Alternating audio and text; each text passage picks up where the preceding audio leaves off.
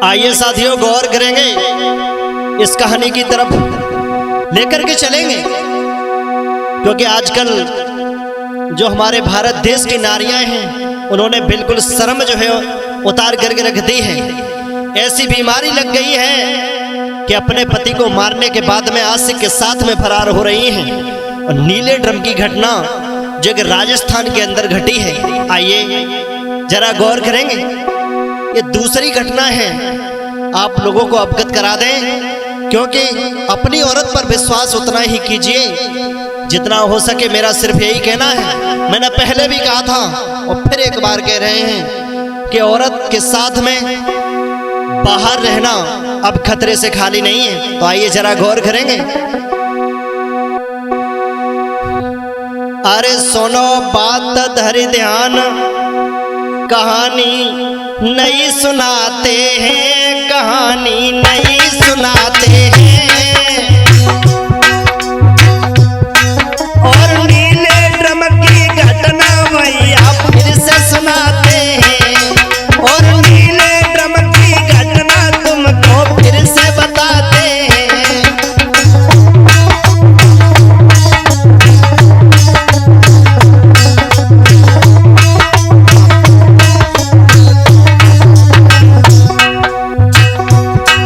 अरे सुनो बात मेरी भ्रात, कहानी नहीं सुनाते हैं, कहानी नहीं सुनाते हैं।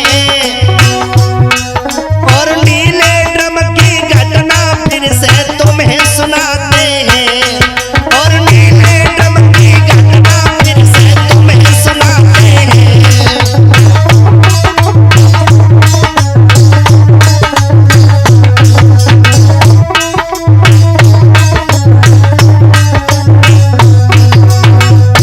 मेरे भैया, नीले ड्रम की घटना एक जख्म जो हम लोगों का नहीं भर पाया था, और तब तक दूसरा सामने आ गया। अभी कुछ दिन, थोड़े दिनों की बात है, 1-2 दिन हुए हैं। एक औरत ने, साहिल और मुस्कान आपने सुना होगा, काफी चर्चित रहा है। मुस्कान ने अपने पति को काट करके नीले ड्रम में भर दिया था। और ये दूसरी घटना है, राजस्थान के अंदर एक लक्ष्मी नाम की औरत ने अपने पति को काटने के बाद में और उसे ड्रम में भर दिया। तो आइए जरा गौर करेंगे। घटना राजस्थान की है, घटना राजस्थान की है। हम सत्य कहे बतलाए, अरुण की फट रही छाती है। हम सत्य कहे बतलाए, अरुण की फट रही छाती है।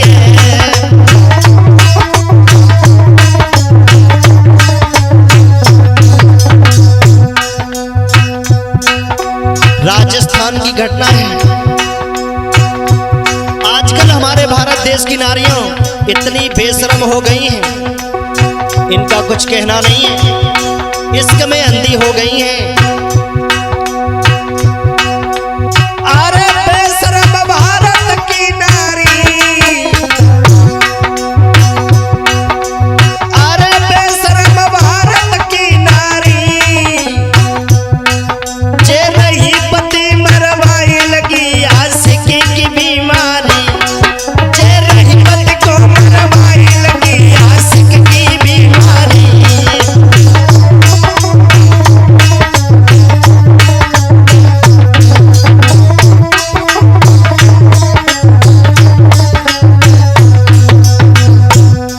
मेरे भैया, अरे जख्म ने पहलो ही भर पायो, जख्म ने पहलो ही भर पायो। और चढ़ो आशिक को भूतपति जन ड्रम में भर डालो, और चढ़ो आशिक को भूतपति जन ड्रम में भर डालो।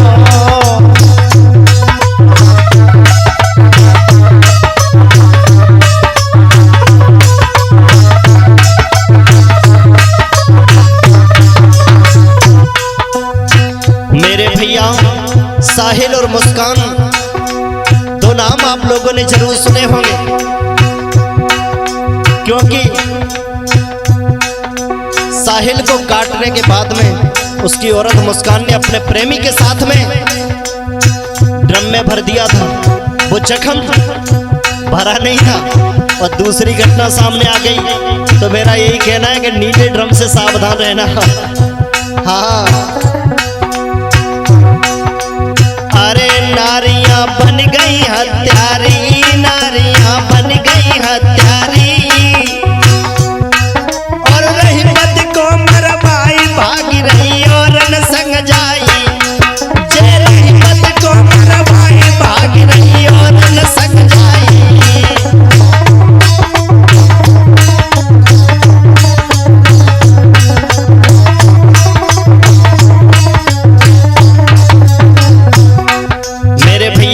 आइए अब गौर करेंगे। एक हंसराज नाम के व्यक्ति थे। राजस्थान के अंदर एक जिला पड़ता है तिजारा, इसमें एक नगर पड़ता है खैरथल।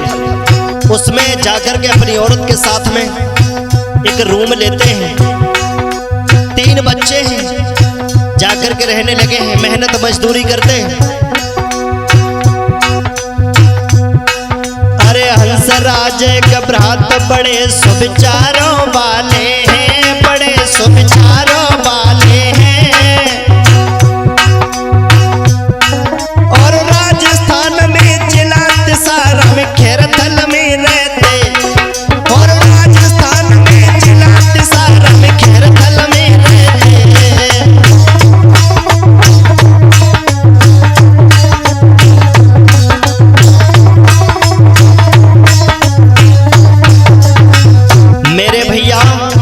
अपनी औरत लक्ष्मी देवी के साथ में अपने 3 बच्चों के साथ में रूम लेकर के रहते हैं।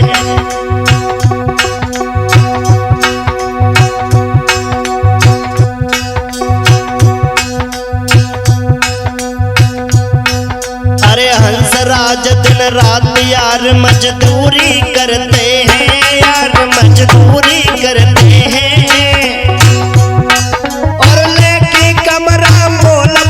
संग वहां पर रहते हैं, और लेके कमरा यार संग नारी के रहते हैं।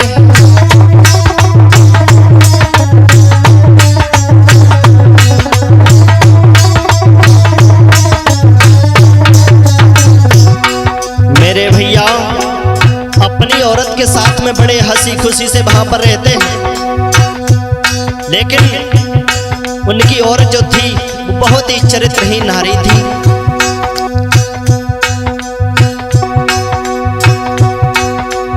अरे का बच्चा 3 हते भाई,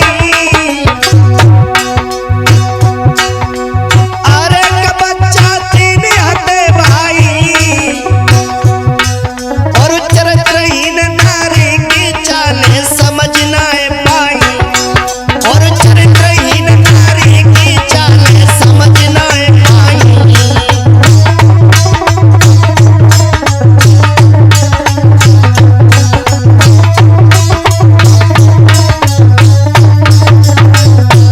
मेरे भैया हंसराज बड़े भोले भाले हैं। उनकी औरत चरित्रहीन है, लेकिन वो बेचारा भोला भाला समझ नहीं पाया।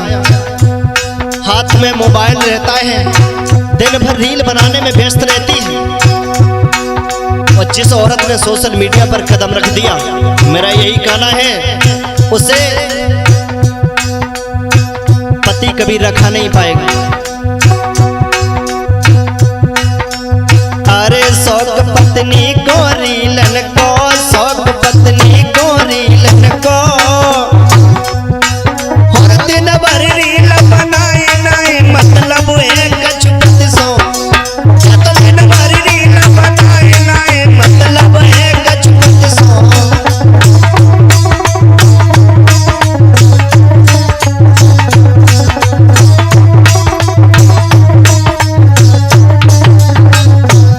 मेरे भैया दिन भर क्रीम पाउडर करती है और दिन भर रील बनाती है, उसका कोई काम नहीं, सिर्फ चरित्रहीनता उसकी कमी थी। 3 बच्चे थे लेकिन उसको खौफ नहीं है।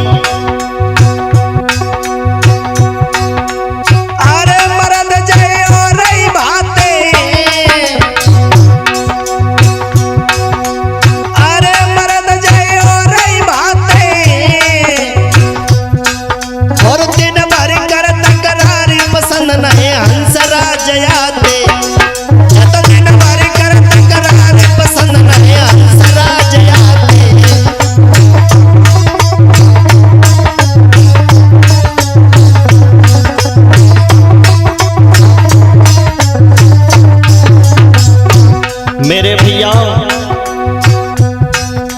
दिन भर रील बनाती है, फैशन में मस्त रहती है। हंसराज उसको पसंद नहीं आते हैं क्योंकि सोशल मीडिया पर काम करती है, दिन भर फोन चलाती है। उसको तो रोज देखने के लिए 100-200 तो मिल ही जाते हैं, ये अच्छा है कि वो अच्छा है। लेकिन जब हंसराज उस पर शक करते हैं, हुआ क्या, जिस मकान में वो रहती थी उस मकान में एक लड़का था, मकान मालिक का लड़का था जिसका नाम था जितेंद्र। तो आइए, मकान मालिक का लड़का था, मकान मालिक का लड़का था, जितेंद्र जा को नाम देखने में सुंदर लगता था। अरे जितेंद्र जा को नाम देखने में सुंदर लगता था।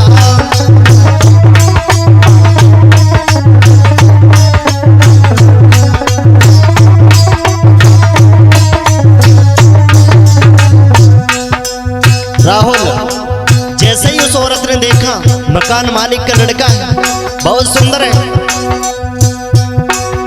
उस चरित्रहीन नारी ने क्या किया। और ऐसी नारियों में एक जादू होता है।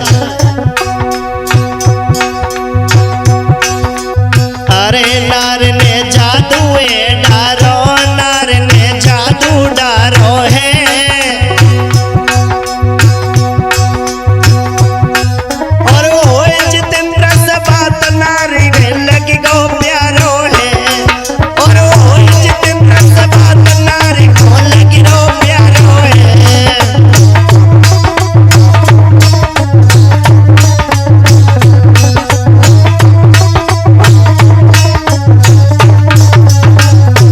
मेरे भैया, आज उस औरत ने उस लड़के पर जादू डाला, नशीली आंखों से देखा, आंखों ही आंखों में इशारा कर दिया।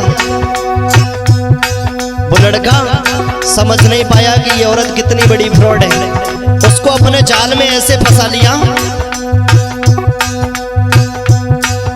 उससे उसका मिलना जुलना अब तो रोज का हो गया, क्योंकि मकान में ही रहता था, मकान मालिक का ही लड़का था। अब औरत हंसराज को भूल जाती है, दिन प्रतिदिन कलेश करती है, अपने पति को पास नहीं आने देती है, क्योंकि वो जितेंद्र कह देता है, अरे रूम में रोज ही आता है, रूम में रोज ही आता है। बच्चन को भेजे बार लक्ष्मी से प्रेम जताता है, बच्चन को भेजे बार लक्ष्मी से प्रेम जताता है।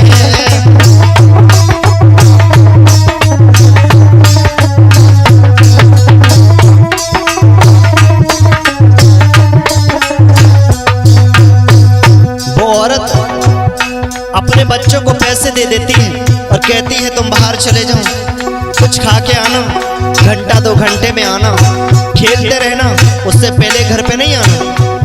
आज जब वो बच्चे बाहर चले जाते हैं तो जितेंद्र उसके साथ में कमरे में संबंध बनाता है, बड़ी खुश है।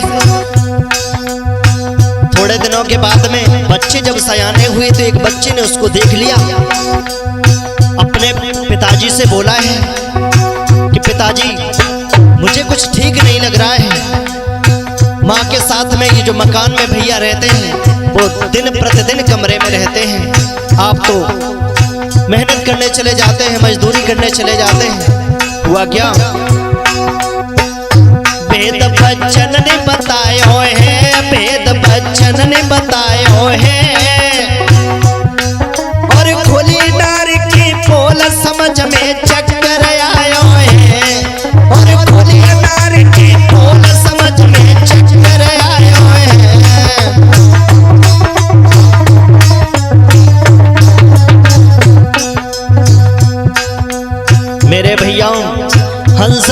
उसके बच्चों ने बताया कि पिताजी आप चले जाते हो तो मैं नहीं मालूम है तुम्हारे घर में क्या होता है। हुआ क्या, हंसराज बेचारा बड़ा भोला भाला था, जाकर के अपनी औरत को समझाया, अरे नारी को जाके समझायो, अरे नारी को जाके समझायो, तेरे बच्चा सियाने भये शर्म नहीं तो कोई अब आवे, तेरे बच्चा सियाने भये शर्म नहीं तो कोई अब आवे।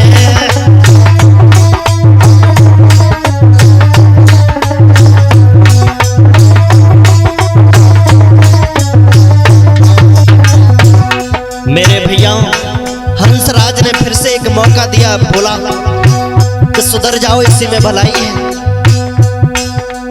नारी विचित्र नारियां होती हैं जो चरित्रहीन, उनके समझ में कुछ नहीं आता है। आज पति ने इतने अच्छी तरीके से समझाया है कि तेरे 3 बच्चे हैं, तुझे शर्म नहीं आती, उल्टे सीधे काम करती है, तो वो उल्टा रौब हंसराज पर दिखाती है। बोले मेरे ऊपर दोष लगाते हो, तुम्हें शर्म नहीं आती। आज बेचारा बड़ा भोला भाला था, चला जाता है, लेकिन नजर रखता है।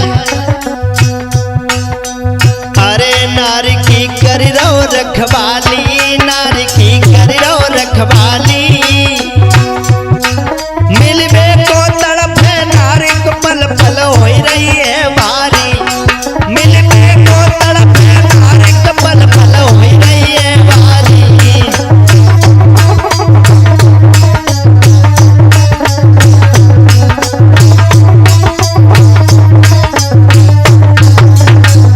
मेरे भैया आज लक्ष्मी बड़ा तड़प रही है जितेंद्र से मिलने के लिए। हंसराज से लड़ाई होती है, फोन करती है, लेकिन हुआ क्या, एक दिन की बात है, दिन जब 10 बीत जाते हैं, जब उनका मिलना जुलना नहीं हुआ तो बड़ा तड़प रहे हैं। हुआ क्या, एक दिन जितेंद्र ने फोन लक्ष्मी के फोन पर लगाया। अरे जितेंद्र फोन लगाता है रे, जितेंद्र फोन लगाता है, और बहुत दिन के बीत तक मिल के तुझको आना है, अरे बहुत दिन के बीत तक मिलने तुझको आना है।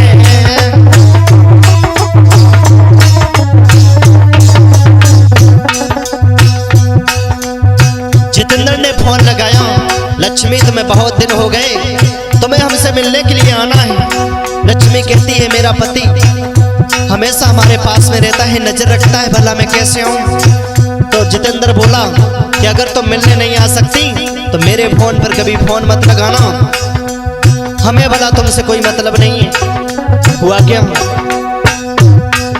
जब ये बात सुनी है जितेंद्र की तो लक्ष्मी दिल में घबरा गई, बोली ऐसा नहीं है, हम आपसे किसी न किसी बहाने से मिलने जरूर आएंगे। अरे नारी अब दिल में घबराई, नारी अब दिल में घबराई, और बहनों मारी बाजार को निकल के घर से ये बधाई, बहनों मारी बाजार को निकल के घर से ये बधाई।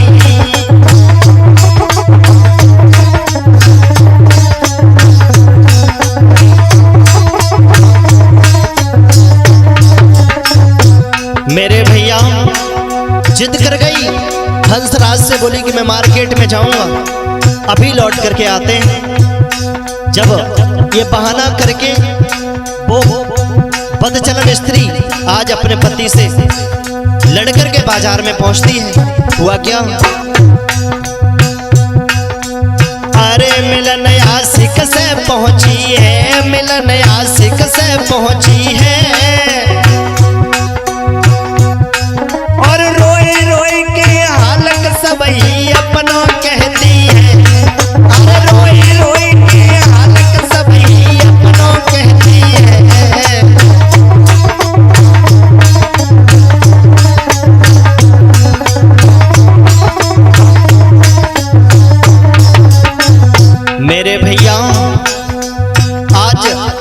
उस औरत ने, क्योंकि वो रो रो करके पूरा हाल अपना बताती है, जितेंद्र से कहती है, भला तुम्हें नहीं मालूम है मैं तुमसे मिलने के लिए कितना परेशान रहती हूँ, लेकिन मेरा पति मुझे प्रतिदिन मारता है। वो भोला भाला हंसराज के ऊपर दोष लगाती है कि मुझे प्रतिदिन मारता है, लेकिन उसने एक भी दिन नहीं मारा। लेकिन वो लड़का, उससे भी प्रेम का भूत चढ़ा हुआ था, क्योंकि ये रोग ही कुछ ऐसा होता है। राहुल क्या किया, गुस्से से एकदम से लाल हो गया। अरे जितेंद्र गुस्सा में आया, एकदम से गुस्से में लाल हो गया। लक्ष्मी से बोला, अरे जितेंद्र गुस्सा में आया, और ते पति को मरवाए बचन जनिए से फरमायो, और ते पति को मरवाए बचन जनिए से फरमायो।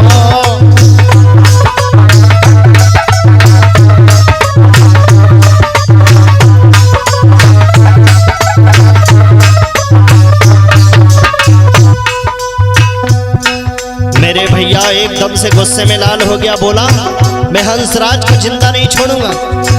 तो वो बदचलन औरत बोली, बस यही तो हम चाहते हैं कि वो रास्ते से हट जाए ना, तो हमारा तुम्हारा रास्ता साथ हो जाएगा और हम भी तुम्हारे साथ में यहाँ से भाग चलेंगे। आज वो इश्क में अंधा प्रेमी समझ नहीं पाया कि इसका परिणाम क्या होता है।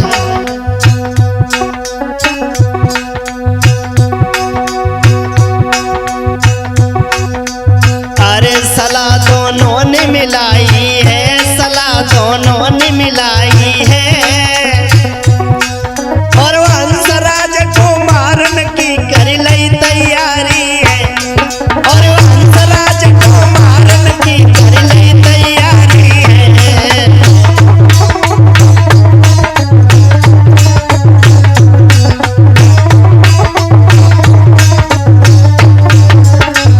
मेरे भैया, 7 परे की औरत अपने पति को मारने के लिए सलाह मिला रही है अपने आशिक से। आशिक ने कहा कि मैं उसको रास्ते से हटा दूंगा, जाकर के मेडिकल से नींद की गोलियां ली हैं, और लक्ष्मी को दी, कहा अपने पति को जाकर के भोजन में मिला करके खिला देना, और जब सो जाए तो हमसे फोन कर लेना।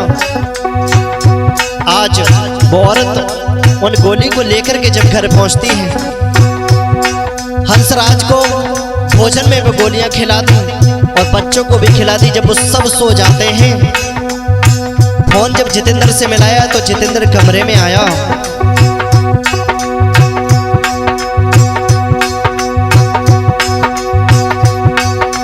अरे रात में हंसराज सोवे, अरे रात में हंसराज सोवे,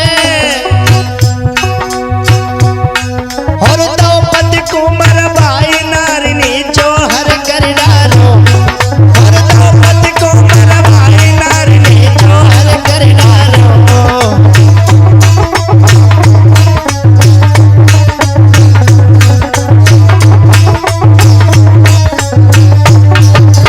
मेरे भैया, जैसे ही हंसराज सोया, आज उस औरत ने पैर दबा लिए। जितेंद्र ने हंसराज का गला पकड़ा और दबा दिया। काफी देर तक फड़फड़ाता रहा। जब मर गया, मरने के बाद में वो औरत बोली है कि इस लाश को ले जा करके कहीं छुपा देते हैं, तब हम तुम यहाँ से भाग चलेंगे।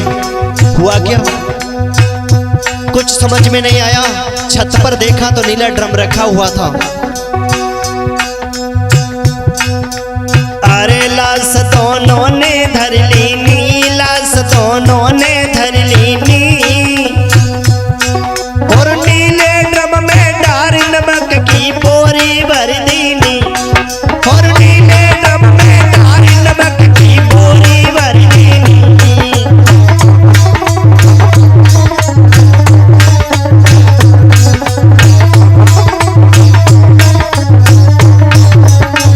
राहुल, आज अपने पति को मारने के बाद में आशिक से कहा कि इस मिट्टी को उठाइए, लाश को उठा करके ऊपर जो नीला ड्रम रखा है ना उसी में जा करके डाल दीजिए। एक नमक की बोरी लेकर के आया है और नमक की बोरी उसी में डाल दी, क्योंकि लाश जल्दी खत्म हो जाए, मिट्टी जल्दी गल जाए, इसलिए। फिर भी नहीं शांत हुई तो बोली सीमेंट की बोरी लेके आऊं, थोड़ी सी बालू लेकर के आऊं, उसको ड्रम में डाला, भर दिया। आज हुआ क्या, ये सारा काम करने के बाद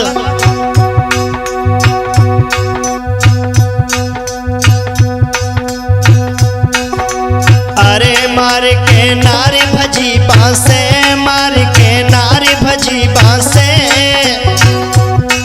और आशिक के संग नारी रही कोंडा में जब जाई।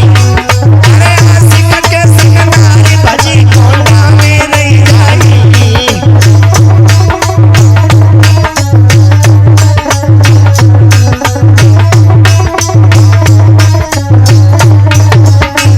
मेरे भैया आज जितेंद्र को साथ में लिया, उसी रात को फरार हो गई। बच्चों, तीनों बच्चों को साथ में ले गई।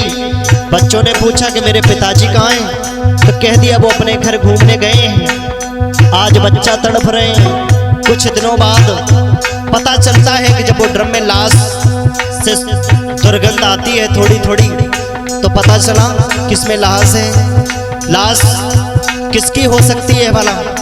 आसपास पड़ोसियों से पूछा, किसमें किराएदार हंसराज रहता था। कपड़े से उसकी पहचान हो जाती है। जब खोजा गया कॉल डिटेल के द्वारा, जब दोनों को पता चलता है तो कोंडा से जब पकड़ के आते हैं सब कबूल देते हैं। पुलिस जब उनको जेल में डाल देती है। मेरा सिर्फ यही कहना है मेरे भैया,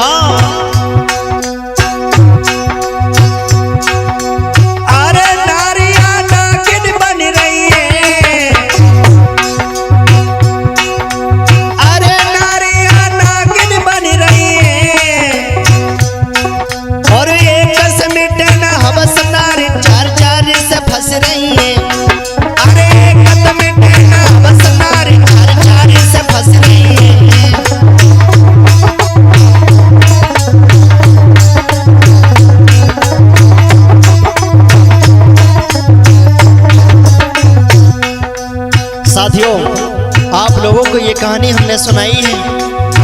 मेरा सिर्फ यही कहना है, अब कलयुग आ चुका है, घोर कलयुग है। क्योंकि ये तो ड्रम की कहानी है, ड्रम की कहानी नहीं है। कोई सांप से कटवा करके अपने पति को मार रही है, कोई काट करके बेड के नीचे छुपा देती है, कोई काट करके जमीन के अंदर छुपा देती है, कोई काट करके ड्रम में डाल देती है, और कोई मार करके फांसी पर लटका देती है। नारियों आजकल अपने पतियों की जान लेने में तुल गई। मेरा सिर्फ यही कहना है कि भरोसा भी करो तो उतना ही करो। औरत के साथ अब बाहर जाना मर्दों की बेवकूफ़ी है।